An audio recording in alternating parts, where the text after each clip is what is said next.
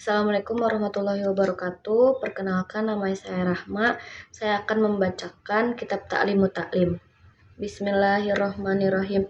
Wa kana ustaduna, dan adalah guru kita Syekhul Islami Burhanuddin, Syekh Islam Burhanuddin, Sohibul Hidayati rahmatullahi alaihi, yang memiliki hidayah rahmatul alaihi.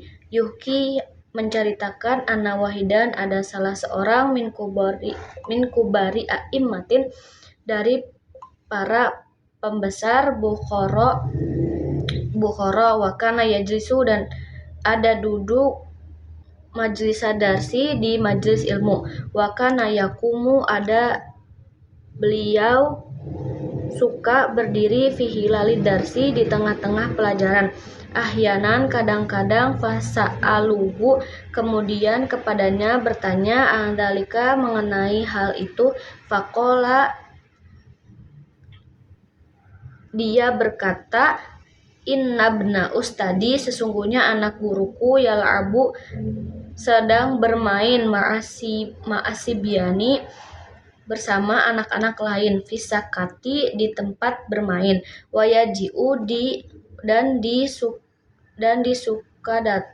suka datang, ahyanan, kadang-kadang, ila babil masjidi, ke pintu masjid.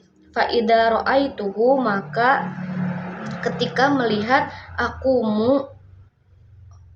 kepadanya, saya berdiri, lahu, karena menghormati anak itu, takdiman, karena hormat, li ustadi, kepada guruku, wal qadi, dan sedangkan hakim, al imamu Fakhruddini Arsabandi, Imam Fakhruddin Arsabandi, karena roisa, adalah pemimpin beliau, fi Marwah, di Marwah, wa kana sultanu, adalah beliau penguasa, yahtarimuhu, suka menghormati, ghoyata, kepada Imam Fakhruddin Arsabandi, ikhtiramu, dengan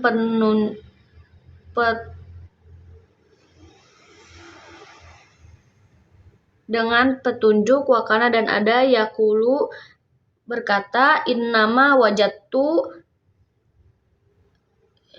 telah saya mendapatkan, adal mangsoba, kedudukan ini, bihidmatil ustadi, karena pelayanan guru, fa inni kuntu, sesungguhnya ingin aku, akhdimul ustada, melayani pada guru, al-qadi, al-imamu Aba Yazida Dabusi, wa kuntu, dan saya pun, ahdimuhu, melayaninya, wa atbahu to'amahu, dan saya menyamakan makanannya, menyiapkan makanannya selama salasina sanatan, selama 3 tahun, wala akulu, dan saya tidak pernah memakan, minhu syai'an, dari makanan itu, wa syaihu, dan syekh al-imamu ajallu syamsu a'immatun hulwanin, pemimpin yang mulia Syamsu a'immatin hulwanin, rahimahullah. Qad kana, sungguh ada, khoroja, keluar, min Bukhara, dari Imam Bukhari, wasakana, dan menetap, fi ba'dil qura, di sebagian desa-desa, ayaman, beberapa hari, bihaditsatin, karena suatu peristiwa, waqa'at, yang terjadi, lahu kepadanya, waqad zayathu, dan sungguh berkunjung, talamiduhu, muridnya, ghairu syamsi, imami qadi, selain Syekh Imam Al-Qadi Abi Bakrin Zarnaji, rahimahullah. Faqala, maka berkata, lahu, kepada Zarnaji, hina lakiyatu, ketika menemuinya, limalam tazurni, kepada tidak kami berkunjung. Faqala, maka berkata Zarnaji, lahu pada Syamsu A'immah, ini sesungguhnya aku, kuntu masygulan, sesungguhnya aku disibukkan, bihidmatin dengan melayani wal walidati ibuku. Kola berkata Syamsu A'immah tarzakul umro, kamu di anfahi usia panjang.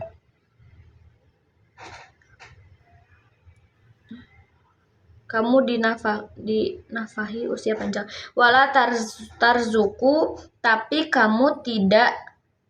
Wala tarzaku raunaqad darsi, tapi kamu tidak dipanjangi ilmu. Wakana, dan ada kadzalika seperti itu. Fa innahu, kana yaskunu, sesungguhnya adalah beliau tinggal fi aktari, pada kebanyakan auqatihi, waktunya, fil qura, di desa-desa, walam yang tadim, dan tidak bisa mengatur, lahu darsu, kepada pelajaran. Faman ta'adha, maka barang siapa yang menyakiti, minhu, dari orang itu, ustaduhu, pada gurunya, yuhromu, maka diharamkan, barokatal ilmi, keberkahan ilmu, walayan tafi'u, dan tidak bermanfaat, bihi, pada dia, illa qolilan, kecuali sedikit.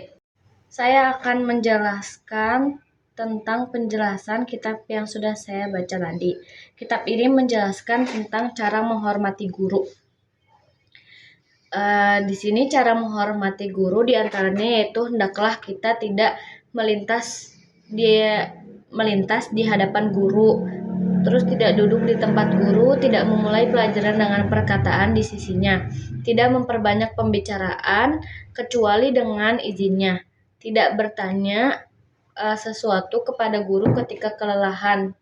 Jadi kalau misalkan gurunya itu kelihatan capek atau jam pelajarannya udah habis, itu lebih baik kita minta izin dulu, boleh bertanya atau enggak. Karena takut gurunya itu lelah atau gurunya itu keganggu. Terus tidak mengetuk pintu, melainkan bersabar sampai guru keluar. Kalau misalkan kita mau ke ruangan guru atau kita ingin bertamu ke rumah guru kita, lebih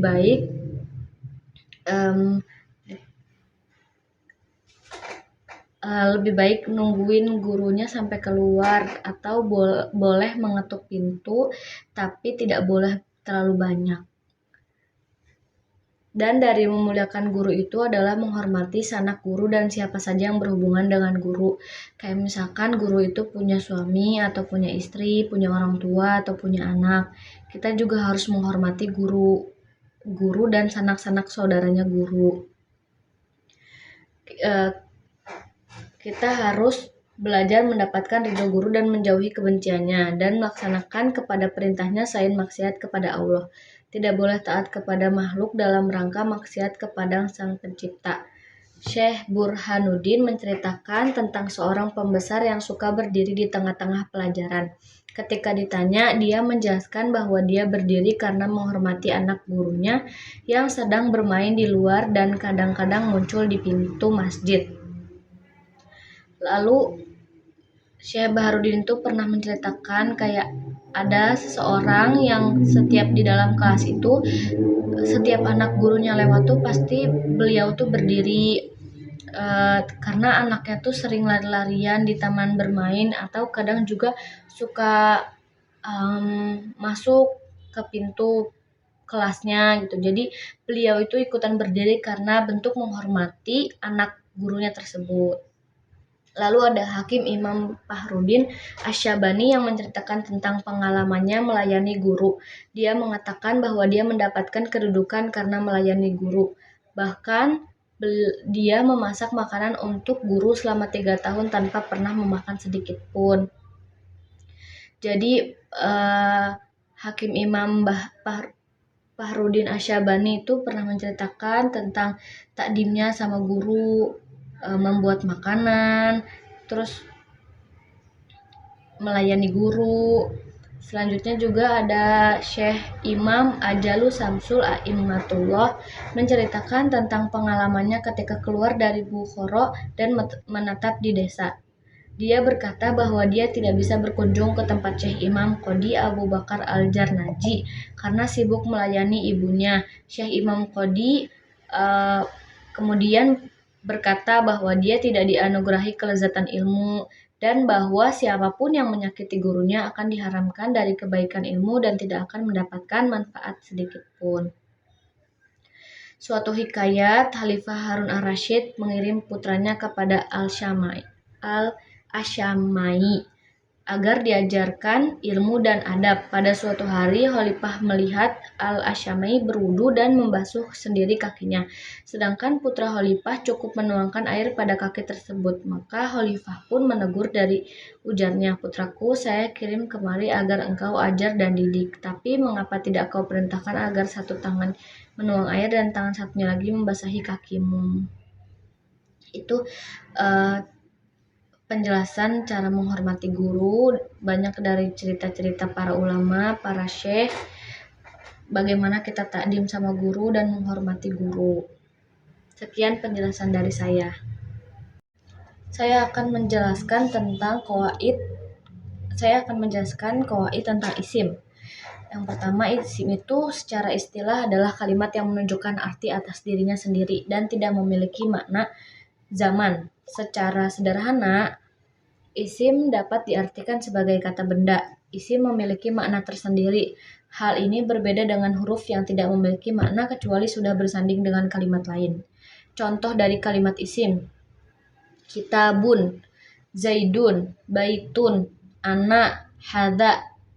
Itu kalimat-kalimat yang berdiri atas dirinya sendiri. Dijelaskan juga dalam kitab Jurumiyah, kalimat al-hafdul wal hurufu wal lami wal alifu wa dukhulil tanwini bil khafdi yu'rafu fal ismu.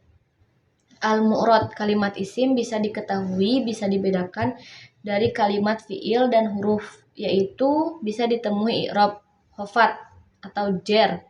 Tanwin bisa kemasukan alif dan lam dan huruf khofat.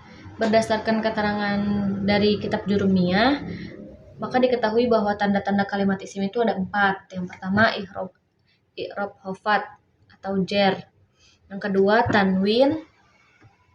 Yang ketiga, alif dan lam atau alif lam. Yang keempat itu huruf khofat atau jer.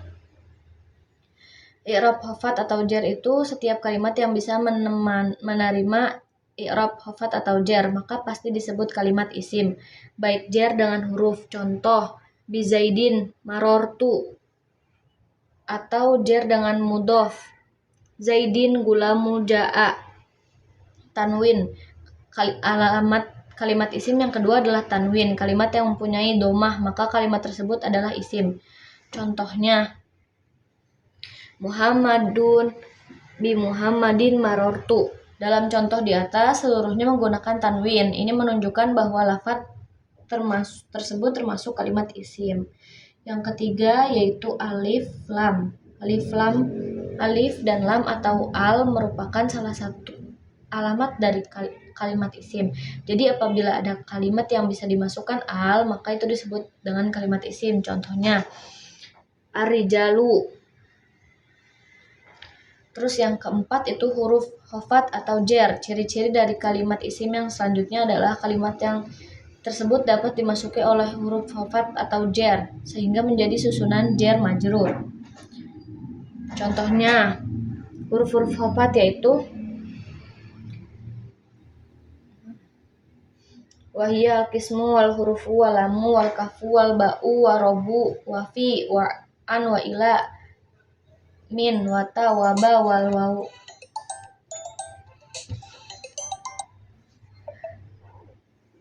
Adapun huruf qasam, yaitu adalah huruf yang menunjukkan makna sumpah. Huruf ini merupakan bagian dari huruf yang mengajarkan kalimat isim. Jumlahnya ada 3, yaitu waw qasam, ba qasam, dan ta qasam. Terus ada macam-macam kalimat isim. Mengenal jenis isim menjadi hal yang penting untuk dipahami. berikut merupakan kategori isim yang harus diketahui, yaitu berdasarkan jenisnya. Kategori yang pertama adalah pembagian isim berdasarkan jenisnya. Kategori ini dibedakan menjadi dua, yaitu isim mudzakkar dan isim muannas. Isim mudzakkar itu merupakan isim yang menunjukkan arti laki-laki. Artinya, arti katanya itu selalu merujuk pada penggunaan kata yang dekat dengan laki-laki. Yang kedua itu isim muannas, yaitu menjadi lawannya isim mudzakkar yang berarti yang menunjukkan itu menunjukkan arti perempuan. Terus ada pembagian isim berdasarkan bilangan. Isim tidak hanya dibagi berdasarkan jenisnya saja, tapi ada juga terdapat golongan-golongan isim. Yang pertama isim mufrad. Isim mufrad itu merupakan kata benda yang menunjukkan arti tunggal atau seorang. Contohnya nama seseorang atau nama suatu benda dengan jumlahnya 1, kayak mu'minun. Yang kedua isim tasniyah atau bisa disebut juga isim mustana. Isim ini menunjukkan arti kata ganda atau berjumlah 2. Contohnya untuk menunjukkan jumlah 2 itu misalkan guru pria 2 orang guru laki-laki, dan juga segala sesuatu yang memiliki makna 2. Contohnya mu'minani. Terus yang ketiga isim jamak. Jenis isim jamak itu merupakan kalimat yang menunjukkan makna lebih dari 2, sama halnya dengan jenis di atas. Isim ini juga dapat terjadi pada mudzakkar atau muannas. Namun secara lebih detail isim jamak dapat dikategorikan menjadi 3 macam, yaitu jamak muannas salim, jamak mudzakkar salim, dan jamak taksir. Contohnya mu'minuna. Begitu saja yang dapat saya sampaikan, kurang lebihnya mohon maaf. Wassalamualaikum warahmatullahi wabarakatuh.